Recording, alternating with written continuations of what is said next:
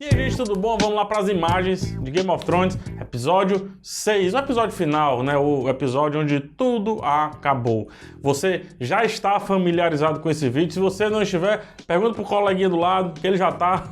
Fique tranquilo, é fácil de entender que eu vou analisando agora com as imagens, trazendo alguns detalhes. Mas antes, um recado dos nossos queridos companheiros da loja Gelo Vermelho, cara. Eles voltaram, olha só que legal. Galera, agora a parada é mais séria ainda. Tá? Olha só essas camisetas de Game of Thrones, olha isso. A loja parceiraça aqui do canal acabou de lançar a sua última coleção, a sua coleção final. É a coleção exclusiva chamada Dracarys. Vocês sabem por quê, né? E aí, já imaginou ter uma camiseta dessa? Gostei tanto da ideia desses produtos que a minha camiseta já tá chegando e vocês vão ver lá no meu Instagram. E para ajudar, tá rolando 20% de desconto em todo o site. É só na semana de lançamento desse vídeo aqui. Então aproveita e garante a sua camiseta Dracarys. É só usar o código PH20. Por enquanto é tempo que é só essa semana, tá? Link do site e Instagram aqui na descrição do vídeo, mas é bem facinho. É gelovermelho.com.br. Simples. Corre, vai, anda, avexa. Agora vamos voltar pro vídeo. Show, vamos lá, porque tem muita coisa, vídeo longo, vídeo gigante, longa-metragem aqui. Começando aqui pela abertura, que sempre tem mudanças, e agora é Porto Real destruído. Vocês percebem aí, Porto Real destruído depois do que aconteceu, né, no episódio 5. E um detalhezinho legal na abertura é o mapa de Westeros, que fica ali no salão central da Fortaleza Vermelha. Ele tá quebrado no meio aqui, ó. Ele tá destruído, que é o que aconteceu lá. A Cersei passa por lá junto com o Jaime, não sei se vocês lembram. Seguindo, onde ficava aqui, ó, o símbolo da casa Lannister, não tem mais. É o famoso papocô, não tem mais porque, enfim, né, não pertence mais aos Lannister. Começamos o episódio com o Tyrion. Lembra que essa temporada começou justamente com o Tyrion andando, só que em Winterfell, né? A gente vai passeando ali com o Tyrion por um Winterfell e é mais ou menos o que acontece aqui, ele vendo toda a destruição. E eu fiz uma analogia, não é nem uma analogia, é algo que me lembrou a outra série da HBO chamada Band of Brothers, uma das minhas séries favoritas, diga-se de passagem. E Band of Brothers tem um episódio onde eles chegam lá nos campos de concentração e isso aqui parece muito, cara, essas cenas aqui dos corpos empilhados, o Tyrion vendo esse cara, quase um morto-vivo andando, tudo isso lembra muito Band of Brothers, muito mesmo, né? Aqui uma representação bem legal, quando o Tyrion tá andando, ele passa do lado desse sino aqui. Lembra que um dos planos dele era justamente que quando o sino tocasse, a Daenerys entendesse que houve ali uma redenção, que houve ali, né, que eles se renderam. Só que o plano dele foi por água abaixo, e isso é representado nesse episódio aqui com o sino jogado aqui do lado, né? Literalmente jogado aí, e ele passando pelo sino como se nada tivesse acontecido. Aqui mais alguns corpos, Lannister, por aí vai.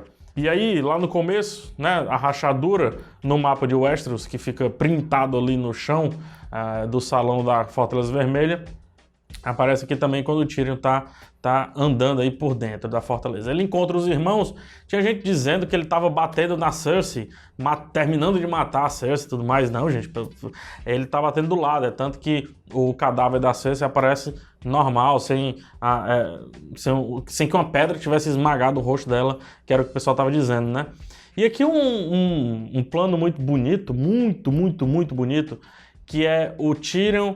Os últimos Lannister, né? O que sobrou dos Lannister, eles estão aqui com as pedras caídas, ou seja, a casa Lannister ruiu, né? Se destruiu. O irmão mais novo que prosperou. Quem diria que o Tyrion seria o único Lannister vivo?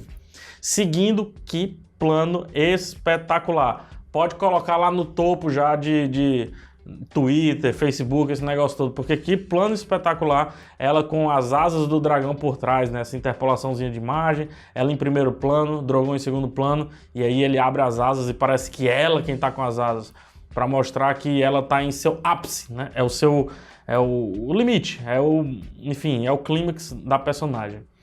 Ela abre o discurso de rainha dela falando Blood of my blood, que é justamente o que falava o Khal Drogo para ela, né? E falando também na língua dos Khal. Em seguida fala algo que o Khal Drogo prometeu a ela, que é matar os inimigos das armaduras e tudo mais, e agora ela dizendo que vocês cumpriram a promessa, mas a gente vai continuar guerreando, continuar libertando as pessoas. É legal porque nesse momento ela fala sobre libertar pessoas, né? A gente está libertando, dando liberdade às pessoas. E olha o que é que vem a seguir. O Tyrion se aproxima dela e ela fala, ó, você traiu, né? Você me traiu libertando o seu irmão. E ele pega o trocadilho do que ela acabara de falar, que ela diz assim, a gente tá libertando aqui a galera, vamos lá libertar mais gente. E aí ela diz, você libertou o seu irmão. E ele, pois é, liberdade. Foi isso que eu fiz, eu libertei o meu irmão, né? Pegando ali justamente a palavra dela ali, o trocadilho dela, né? Utilizando um trocadilho do que ela falou. E aí ele joga a mão do rei fora. Aqui é uma referência ao começo da temporada, quando o Jon descobre que é Targaryen, ele começa a dar as costas. Sempre que acontece alguma coisa, ele dá as costas para Daenerys. Só que dessa vez é ela quem dá as costas para ele. Então ela fala sem nem dar moral para ele, né? Ou melhor, passa sem nem dar moral para ele. Seguindo, gosto muito dessa cena. Essa cena para mim já é antológica. Dá para falar apenas dela, que é do Tyrion e do Jon conversando antes do Jon tomar a decisão dele. O que eu pego dessa cena no geral, assim, e reassistindo, é como o Jon meio que já tinha uma decisão.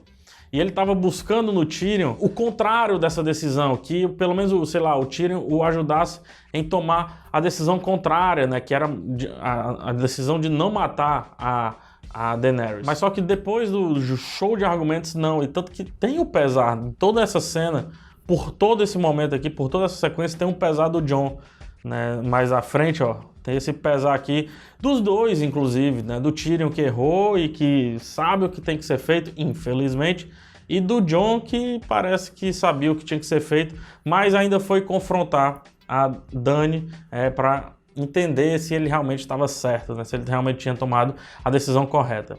Aqui, quando ele passa, o Drogon sai. Eu tinha minhas dúvidas ainda se era neve ou se são cinzas, só que tá caindo tão rápido que é muito difícil serem cinzas. Eu acho que isso que tá realmente caindo ainda já é neve mesmo. Chegou ali um inverno e bem rápido, aparentemente, né?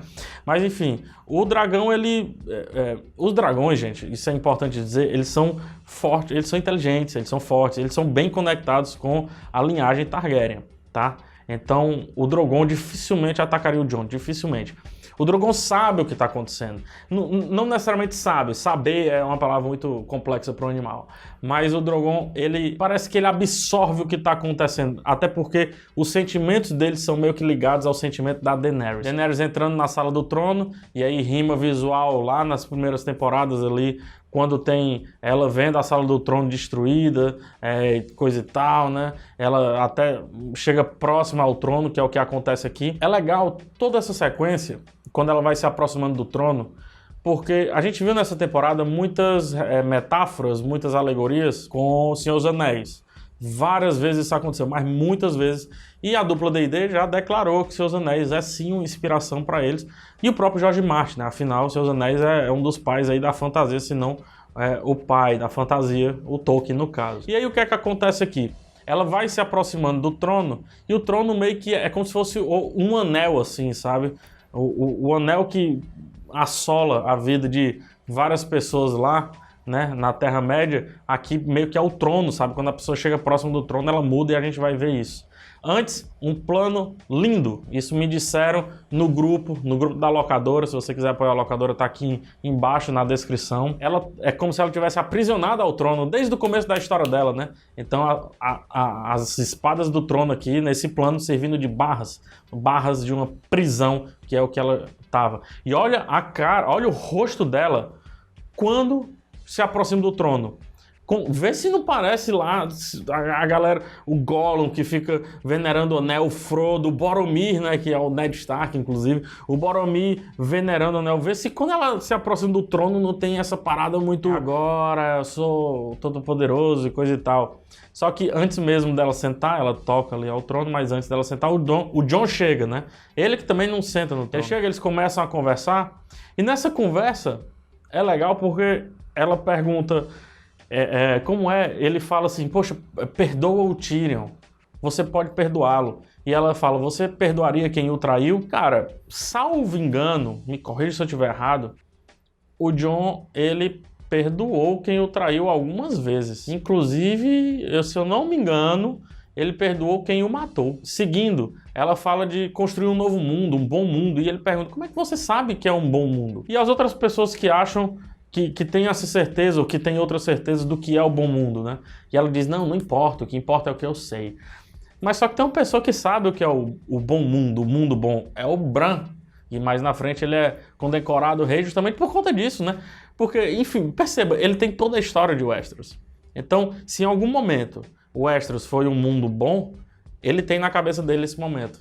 Teoricamente, é só seguir aquelas bases ali, curioso. O Jon mata a sua amada, destaca aqui esse plano do trono ali, ó, meio que, de novo, servindo como um anel ali, influenciando os dois, né? O Jon matando a sua amada por poder, ela morrendo por poder, tendo que morrer pelo poder, se corrompendo pelo poder, coisa e tal. Então, é um plano que eu vi algumas pessoas caçoando, mas é sensacional. Mais sensacional ainda é como o Drogon, ele olha pro Jon e diz, eu vou te atacar, mas não, ele não consegue. Ou ele não consegue, ou ele tem a clarividência de que o problema não é o Jon, o problema é essa jossa desse trono. E assim como, mais uma vez, um anel é queimado, né, ali nas larvas e tudo mais, o trono também é queimado. E essa cena, inclusive, lembra os flashes que tivemos do Rei Louco, queimando tudo, né, o fogo por trás do trono e coisa e tal. Nosso querido Tyrion, depois de uma passagem de tempo, indo pro conselho ali ser julgado e depois escolhendo o rei. Aí muita gente disse assim, como assim o Tyrion escolhendo o rei? Por que ele tá votando? Ele é um prisioneiro. Ele é o último da casa Lannister, bonitão. Ele é um lorde ainda. Prisioneiro? Prisioneiro. Lorde, porém. É tanto que ele dá, a melhor argumentação é dele e é ele quem dá o primeiro voto, né? Ele quem diz, eu escolho o Bran. Vocês concordam? Aí todo mundo começa a concordar. Ah, foi o Tyrion que escolheu o Bran? Não, não foi o Tyrion. Ele deu a ideia. Aí jogou ele pro conselho. Se o conselho quisesse, poderia ter escolhido o Edmund. Pra quem não lembra dele aí, ele que no terceiro episódio, da terceira temporada, se eu não me engano, tentou atingir ali com as flechas, né, o seu pai morto e coisa e tal, e aí veio o peixe negro e toma o arco. Isso é legal porque o Edmund ele volta nesse episódio e é colocado aqui como um palhaço, como um bobo da corte, né? E no terceiro episódio da terceira temporada também. E os dois episódios são dirigidos pela dupla D&D. São um dos poucos episódios dirigidos pela dupla. Então a dupla tem uma posição muito firme sobre o que é o Edmund, né? Então o pessoal diz, senta aí, cara. E aí o Tyrion dá a argumentação dele, coisa e tal, o pessoal rindo ali do Edmund, né? Que é o mínimo que deve acontecer. O Tyrion argumenta, depois que argumenta, é escolhido como mão. E antes, rapidinho, assim, você tá falando, o Verme fala, você tá falando, você tá escolhendo isso e tal. Aí o Tyrion, ele coloca na mesa, não vou dizer o que, mas coloca na mesa, diz assim, não é você para escolher isso, tá? Fique na sua. Eu tô preso? Tô, mas ainda assim não é você para escolher isso.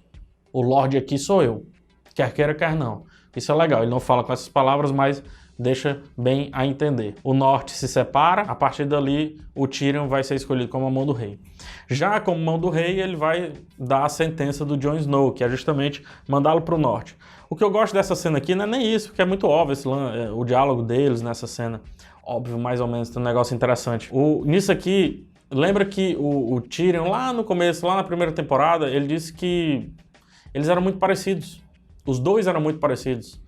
O Jon é um bastardo, ele era um anão. Parece que não tinha tanta diferença assim entre eles. E que o Jon, ou melhor, o Tyrion, entendia certas lamúrias do Jon. É tanto que foi na Patrulha da Noite visitar, obviamente, né? Acompanhando o Jon e tendo conversas com o Jon e ensinando um pouco de vida pro Jon. E aí eles se despedem, né? Os amigos se despedem.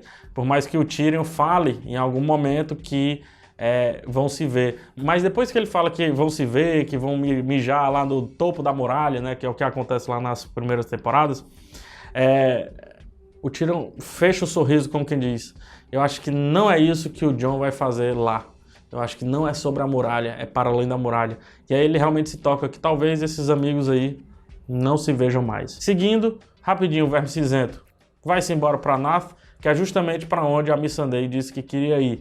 Tá aí a imagem. Só que o Verme ainda, ele sente um pouco, ele não gosta da sentença que é dada para o Tyrion, que é ser mão do rei, logo corrigir os problemas que ele teoricamente arranjou, ele não gosta da decisão do Bran, ele não gosta da decisão do Jon, ele não gosta de nada do que está acontecendo, vai-se embora. Só que ele pode ser uma ameaça em potencial, né? Ou não. Ou simplesmente realmente foi embora.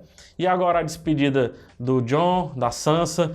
Um dos momentos mais marcantes da série pra mim, eu já falei, é quando esses dois se reencontram e dão esse mesmo abraço. Eles não gostavam um do outro. A Sansa, o Jon, sei lá, lutava um pouco pelo carinho, pelo amor, pela atenção ali da Sansa, da mãe, né, da Catelyn. E agora, quando ela fica muito mais parecida com a Catelyn, ela dá todo o carinho pro Jon, o carinho que ele sempre quis ter na família. É legal porque a Catelyn até fala, quem sou eu? Ela fala lá, antes de morrer, quem sou eu? Eu não consegui dar amor para uma criança que não tem culpa de ser bastardo. Coisa que não era o Jon, né? Mas ela não sabia. Mas ela fala que pessoa sou eu que não consegui dar amor para uma criança. Apenas uma criança que não tem culpa de ter nascido. E a Sansa, que ficou muito parecida com a Catelyn, retribui, né? Limpa o legado da mãe, sei lá. Representa muito bem a mãe. Isso é muito bonito. E a Arya, que só está aí hoje por conta do Jon, foi o Jon que deu a needle, né, a agulha, aí você diz, mas é só porque deu a espada, PH? Não, não é. A Arya tá chorando, mas ela foi treinada para não ter sentimentos. Só que foi justamente o fato de ela não conseguir não ter sentimentos que fez ela sobreviver ali a todo aquele treinamento e se tornar uma pessoa melhor do que ser apenas ninguém. Né, o que o Jaqen H'ghar queria que ela fosse. E quem faz ela se reconectar com a Arya, quem faz a ninguém sempre se reconectar com a Arya, é a espada que o Jon deu de presente para ela, guardada ali nas pedrinhas. Não sei se você lembra. Então, essa lágrima aqui, que não havia sido entregue depois dos treinamentos e coisa e tal, pro Jon é muito representativo, né? Voltando aqui, a Brienne queria mostrar o corvo, que é o brasão ali do reinado do Bran, o corvo que é muito parecido lá com o do começo da série, né? Ou seja, é o brasão assumido. E aqui uma sequência muito legal dela escrevendo sobre o Jaime Lannister, eu já falei nos outros vídeos sobre isso. Alguns detalhes. Primeiro, percebe como essa letra de baixo, da parte de baixo é ruim? Né? A letra da parte de cima é boa e a letra da parte de baixo não é tão boa quanto a de cima. Ó. Perceba? É porque quem estava escrevendo era um cara que estava aprendendo a escrever com a outra mão. É um detalhe bacana, porque é o Jaime que escrevia, né? Depois do que o Jaime escreveu, ela começa a escrever e começa a falar coisas maravilhosas sobre ele.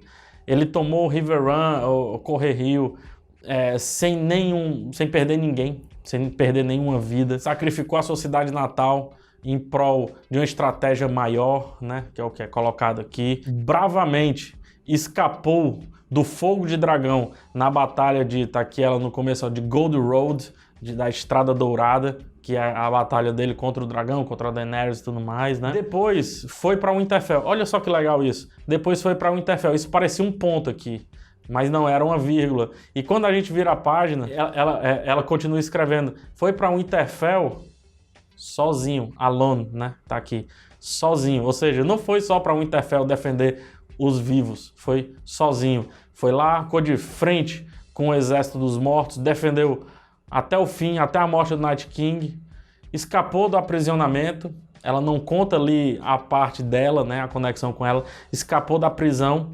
Para quê? Para salvar Cersei e tudo mais. Não, ela não escreve sobre isso. Ela escreve que salvou para fazer com que a capital fugisse da destruição, que é justamente o plano do Tyrion, que ele tocasse os sinos, né, ajudasse a tocar os sinos. E no final morreu protegendo a sua rainha. De novo, eu já falei isso. Ele começou a série sendo o cara que matou o rei, e todo mundo caçoava ele por conta disso. E terminou protegendo uma rainha. Sua rainha, esse lance de sua rainha é muito representativo também. Rapidinho aí, Sala do Trono, Sala do Trono não, Sala do Conselho, né? O Tyrion aí sozinho, todas as cadeiras desarrumadas, e depois ele arrumando as cadeiras, uma referência lá, quando o Tywin recebe a mão do rei e o Tyrion é chamado para o conselho, o Tyrion meio que arrasta a cadeira ali, senta na ponta para contar vantagem diante do pai, né, e diante do que estava acontecendo. Então a referência que é completa, porque depois que ele arrasta as cadeiras, arruma as cadeiras, vem o Bronn e arrasta tudo de volta, né? Faz algo muito parecido com o que o Tyrion fez com o Tywin. Tanto que o Tyrion fica meio assim. E ele recebe o livro, A Song of Ice and Fire. É o livro que foi dito pelo um dos mestres lá, na Cidadela, né? Quando o Sam estava na Cidadela treinando, estudando e tal. E aí quem dá o título desse livro é o Sam. O Sam até fala, olha, o livro pode até estar bom, mas o título não tá bom. E aí o título é justamente o título dos livros, as Crônicas de Gelo e Fogo, né, que dão origem à série Game of Thrones. Outro detalhe é o Bran dizendo, eu sei que vocês vão conseguir lidar muito bem com isso, eu vou atrás do dragão, vou atrás de saber onde é que tá o dragão. Quem vai governar de fato aqui é o Tyrion. Então o que a gente tem aqui, se o Sam... ele sugeriu uma democracia, meio que uma república, sei lá, algo parecido, né? O nosso querido Bran, ele meio que promulga aí um parlamentarismo, não sei se vocês perceberam, né? Uma monarquia parlamentarista, tanto que quem vai guiar tudo, quem vai, né, exercer as funções de rei, de fato, é o Tyrion. Seguindo a sala do conselho, mas só que aqui embaixo, ó, tudo quebrado, ou seja, um plano muito bem escolhido de que eles vão ter que juntos, ter que reconstruir. Só que em vez de estar discutindo essa reconstrução, eles estão discutindo sobre bordel. E a gente nunca sabe o fim da piada, o tal fim da piada do Tyrion, que ele fala no começo da série, no julgamento lá no Ninho da Águia lá, né, nos Cavaleiros do Vale, aquele negócio todo. Depois, se eu não me engano, numa conversa com a Missandei e o Verme Cinzento. E finalmente essa piada ele ia concluir, mas muda a cena, passa pra próxima. Muita gente dizendo, peraí, PH, a muralha não caiu, reconstruíram? Gente, a muralha é gigante, olha o tamanho da muralha aí, ela é gigante. Foi só um pedacinho pro dragão passar, a muralha inteira não caiu, tá? Ela continua aí. E agora um show de imagens, pena que eu não posso usar o vídeo em si, adoraria usar. Mas vamos lá, vamos narrando. O Jon pega a espada, corta. A Arya pega a espada, corta. A Sansa se veste. Isso é para mostrar que os três eles estão com destinos muito bons e destinos que fazem sentido para eles. É isso que eu queria dizer num vídeo anterior a esse, né, que eu gravei anterior a esse. E aí seguindo, a Arya guarda o punhal, o Jon guarda a espada e a Sansa veste a armadura dela, né, o vestido dela, inclusive com as rosas ali da árvore coração que cresce lá no Winterfell. E aí o Jon guarda as armas, enrolando, a Arya enrolando, guarda os mapas, e aí o Jon vai enfrentar o destino dele, a câmera de costas corta, a Sansa enfrentando o destino dela, corta, a Arya enfrentando o destino dela, a Arya olhando o destino dela, corta, o Jon olhando o destino dele, só que só tem um dos três que a câmera pega de baixo para cima, corpo inteiro, é a Sansa, porque dos três ela é sim a mais poderosa diante de tudo que aconteceu. Corta para Sansa passando pelas pessoas, as suas pessoas, a Arya passando pelas pessoas dela e no mesmo plano, o Jon passando pelas pessoas dele, o selvagem de cabeça baixa ali, mas muito feliz de estar ali, que é o local onde ele sempre quis estar. Ele esqueceu no meio do caminho. Mas ele sempre quis unir essa galera, não sei se vocês lembram. E agora ele não só vai conseguir unir, como vai conseguir reorganizar o Além Muralha como um todo. E aí o Jon termina a série praticamente do jeito que começou, né? A série começou Além da Muralha. Tem essa plantinha mostrando que Além da Muralha, o solo fértil voltou depois da morte do Rei da Noite. Lembre-se que quando o Rei da Noite foi criado, tudo era floresta ali, tudo tinha muita vida e a vida está voltando para Além Muralha. Essa plantinha reflete muito bem isso. E aí a série começa com na floresta ali, né? Além da muralha, acontece tudo aquilo que a gente já sabe do primeiro episódio e termina justamente com o mesmo plano, só que sem as ameaças de antes e com um homem, no caso Jon, carregado de sonhos e de objetivos muito complicados, objetivos maiores do que de todos, que é dar vida a um local onde ninguém queria nem ir, dar vida ao local onde era inabitável.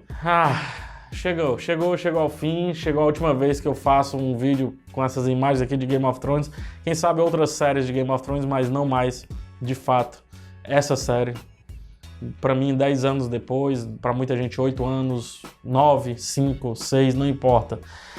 Como eu disse, um até logo aí pro meu amigo, até logo não, um adeus pro meu amigo Game of Thrones. Adorei fazer tudo que eu fiz aqui nesse canal a respeito e adorei mais ainda todo o feedback que vocês deram. Muito, muito, muito, muito obrigado. Não mereço nem 10%. É isso. Comenta aqui embaixo pela última vez e me diz o que é que você achou aí do meu vídeo. Se gostou, dá joinha. E dessa vez, se não gostou, por quê, cara? Por quê, cara? Eu fiz tudo com tanto carinho. Então vamos lá. Até o próximo vídeo. Voltando às críticas, voltando ao cinema, voltando a outras séries. Um beijo no coração de todos e tchau.